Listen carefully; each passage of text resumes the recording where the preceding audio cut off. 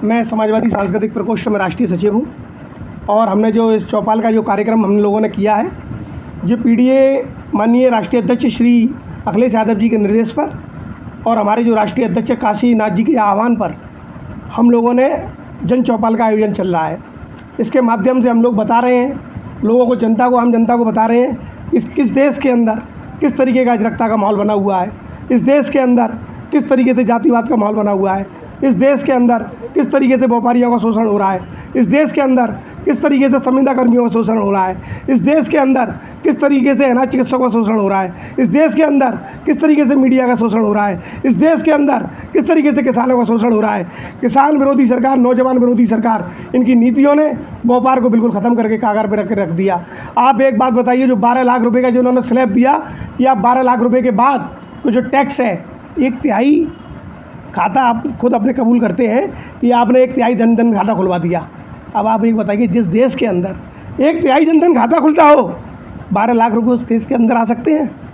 आपने स्टार्ट किया था हवाई चप्पल को पहनने वाले को जहाज का सपना दिखाने का, लेकिन आपने वो जहाज ही बेच दिया।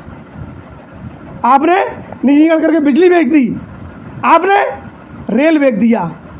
आप जो छोटे छोटे दुकानदार हैं, आप उनको ये चाहते हैं कि ये नौकरी करें।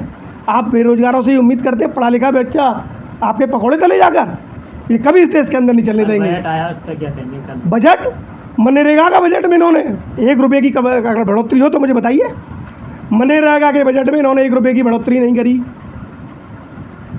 जो सेना का बजट है उसमें इन्होंने 1 रुपये की बढ़ोतरी नहीं करी। आपने जीएसटी के माध्यम से देश के अंदर स्थिति खराब कर दी। आज मैं इनकम टैक्स दे रहा हूँ, उसके बाद अगर मैं गाड़ी लेने जा रहा हूँ फिर उस पर टैक्स दे रहा हूँ, फिर उसके बाद अगर मैं रोड पे लेके आ रहा हूँ तो उसे रोड का टैक्स दे रहा हूँ, फिर उसके बाद अगर मैं बीमा करा रहा हूँ तो उसका टैक्स दे रहा हूँ, और फिर उसके बाद अगर मैं टोल पे जा रहा हूँ तो उसका भी टैक्स दे रहा हूँ, और फिर उसके बाद अगर मैं रुक गया पेट्रोल भरवाने के लिए तो सेसा भी दे रहा हूँ, तो जीएसटी भी दे रहा हूँ। जब पूरे देश ये मांग कर रहा है आपसे कि इस ईवीएम को हटाइए, इस ईवीएम को हटाइए, तो आपको क्या पता है इस ईवीएम को हटाने के लिए? आप बैलेट में चुनाव कराइए। हम एक एक घर पे जाएंगे, एक एक नौजवान के पास जाएंगे। आपके किसानों को मुँह मरवा दिया, एमएसपी की गारंटी बोलकर, आपने क्यों लागू नहीं करी?